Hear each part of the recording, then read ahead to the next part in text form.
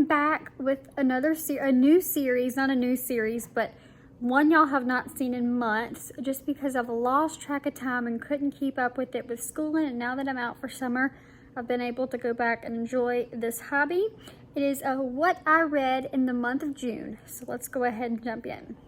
It is June 17th. I've only read 2 books so far this month, but it's better than what I have in the last 4 months. I was really on a roll at the start of the year and I started falling off with school and everything, but I finally gotten back into it and I'm working on my 3rd. So I picked these up at the library, so I'm gonna have to kind of cover the barcode, but I read The Housemaid's Wedding. If you go back, I don't know if it's on this channel or my old channel, I read all 3 of the Housemaid series books. And they were all great. Absolutely loved them. They were a 10 out of 10.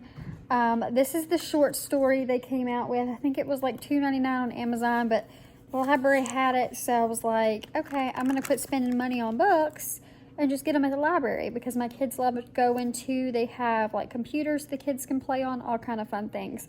So we've just been going to the library and I've been very surprised at what I've been able to find. This is the short story, The Housemaid's Wedding. It says you can read it after the 2nd book, or you can read it after the 3rd book. And after reading this took me an hour to read. After reading this, honestly, I wish I would have gotten my hands on this short story before I read the 3rd. I think I donated my 3rd one somewhere or sold it at the boutique. I can't remember. I didn't really keep them. I'm not a big hoarder on books. Once I finish them, I pass them along. I just don't like the stuff in my house. But this just, I loved it, but I got lost. I almost kind of felt like I didn't remember what I had read. So definitely, if you're going to read The Housemaid's Wedding, if you've already read all 3 of the books, go back, read the 2nd one, read this, and then read the 3rd to get it to make more sense. But it's definitely great. If I would have read it in that order, I probably would have rated it a 7 or an 8. I wish it had been a little bit longer, a little bit more information, but it was great. Then another Freida McFadden book. This is also Freida McFadden. I don't know if I said that. This was a good one. I really liked it. It's called The Devil Wears Scrubs. Again, covering up the barcode.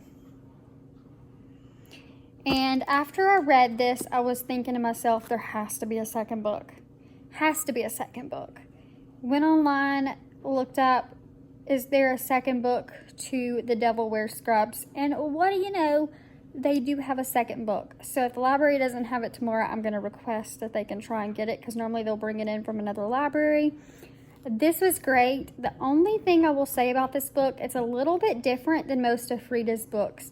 It's not as, I saw the title on The Devil Wears Scrubs. I assumed in this book somebody was gonna, end up in a grave, and that did not happen. Most of Freida's books, that happens. That did not happen, other than Patience in the book. But also reading this book, I honestly don't know if this was like one of her first few books, but as a writer myself, reading this book, like I said, the flow was great. I just feel like this was probably one of her first few books, and so she's gotten better with her newer books over time. But overall, a 10 out of 10. If I had to compare the 2 of these books, The Devil Wears Scrubs would be my top one out of these 2 books so far for the month. Again, like I said, I could tell she was probably a newer author when she wrote this, but it was still absolutely great, and I am looking forward to reading the 2nd one. So I just went and looked it up, and I was curious as what her first book was. I just looked up what is Freida McFadden's first book, and it's The Devil Wears Scrubs. I knew it. I knew it right off the top of my head without even knowing. So I know a little bit, maybe. I don't know. But yeah, it was definitely her first book. So give it a little bit of grace if you're going to enjoy that book. Hey guys, I've got another book for y'all. It is June 19th now, I think. Let me check. It's June 19th now. I finished this in like 3 hours. Yep, I finished Freida McFadden, another Freida McFadden. I'm slowly working through all of her books. By the end of the year, I would like to have them all read. The Wife Upstairs, it says it was her house first. This was a really, really good one. Absolutely loved it. It's definitely a Freida book the way it's written. I give this one an 8 out of 10. I loved the book.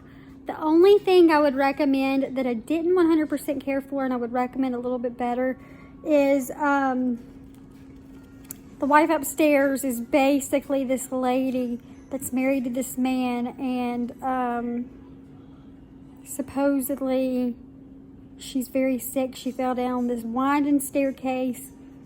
You never get the really true story, but you find out that the wife is a really dangerous person, and then find out she's not. And the husband is giving her things to keep her in this state. Really good. The only thing I didn't like about it was the lady's journal. Every chapter or every other chapter you would get to, it would read another entry of her journal. Like as the story went on, you would get more details of her life before she ended up that way. And I got very bored with the journal entries. I was just more interested into what was going on at that point. So I wasn't a fan of the journal entries being intertwined with the book. Honestly, I felt like the journal entry could have been a short story going along with the book. But other than that, it was absolutely great. If the journal entries wouldn't have been there, I would have given it a 10 out of 10. But an 8 out of 10 for the journal entries, I think, is a really good one. And I'm fixing to start on another Freida book. So we shall see how this one ends up.